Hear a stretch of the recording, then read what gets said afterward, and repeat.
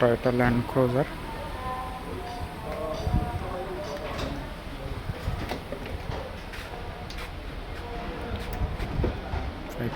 .7 engine.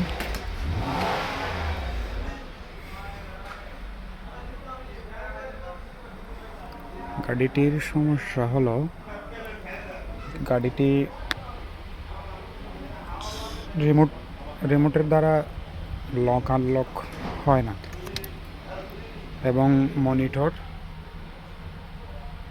মানে যেটা LCD আছে সেটা অলওয়েজ জ্বলে, অন অন থাকার কারণে ব্যাটারি ডাউন হয়ে যায়।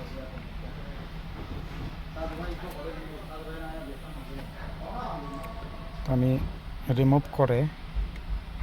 মনিটরটি রিমুভ করার পরে রিমোট দিয়ে লক আনলক করার চেষ্টা করলাম এবং সেটা হচ্ছে। সেম প্রবলেম আমি আরও একটা গাড়িতে পেয়েছি, তো সে কারণে আমি অন্য জায়গায় খোঁজাখুঁজি না করে একই সমস্যাটা কীভাবে ট্রাই করলাম, ঠিক সেম প্রবলেমটি। এই যে মনিটর, মানে ছোট্ট একটা মনিটর আর কি, জিনালি।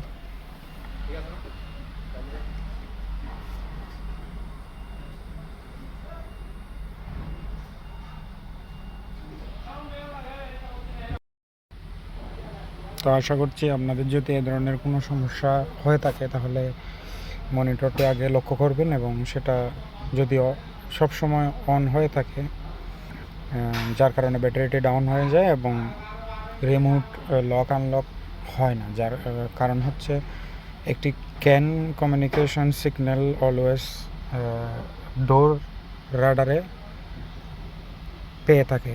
তো যার কারণে রিমোট সেটাকে কন্ট্রোল করে না যে আপনার গাড়িটি প্রপার অন অফ হয়নি, যার কারণে এই সিগন্যালটি ওরা অলওয়েজ পেয়ে থাকে, যার কারণে রিমোট কাজ করে না, কিন্তু গাড়ি স্টার্ট হয় রিমোট পাশে থাকার কারণে।